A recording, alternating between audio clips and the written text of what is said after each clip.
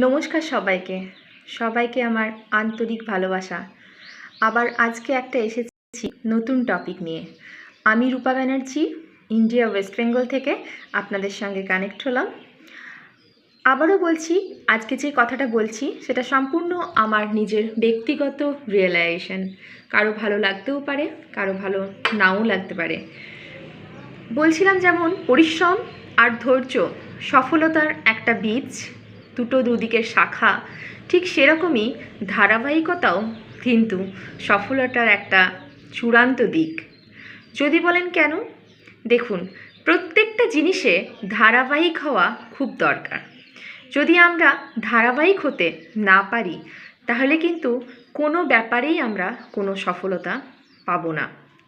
তার কারণ হচ্ছে, দেখুন, যদি আমরা প্রতিদিন খাবার না খাই বা একদিন খাই, পরের দিন হয়তো না খাই, মানে পরের দিন হয়তো সেই টাইমে খেলাম না, আজকে সকাল 10টায় খেলাম, পরের দিন গোটা সকালটা বাদ দিয়ে দুপুর 3টের সময় খাবার খেলাম, তাহলে কি আমাদের শরীরটা ঠিক থাকবে? থাকবে না। কিন্তু প্রতিদিন যদি নিয়ম করে ঠিকঠাক টাইমে খাওয়া দাওয়া করি তাহলে কিন্তু আমাদের শরীরটা সতেজ ও সুস্থ থাকবে। ঠিক তেমনই প্রত্যেকটা জিনিস, প্রত্যেকটা ব্যাপারেই আমাদের ধারাবাহিকতা খুব দরকার।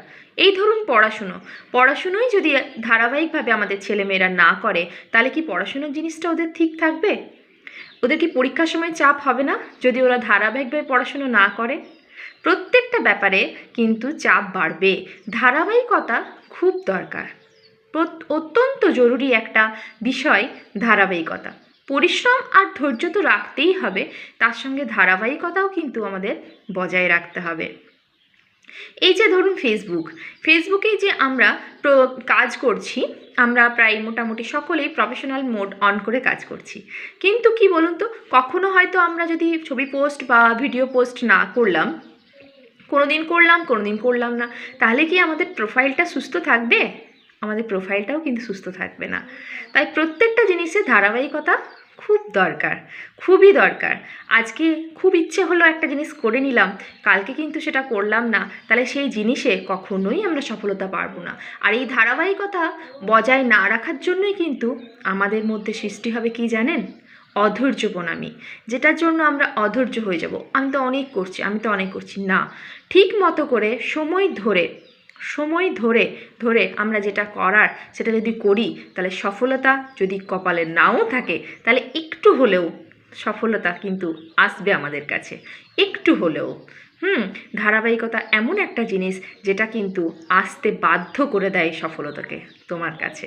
তাই সবসময় আমাদেরকে একটা জিনিস বজায় রাখার চেষ্টা করতে হবে, ধারাবাহিকতাটা আমাদের জীবনে বজায় রাখার চেষ্টা করতে হবে। আমিও চেষ্টা করব, তোমরাও চেষ্টা করো। সবাই খুব ভালো থাকবে, সুস্থ থাকবে। টাটা।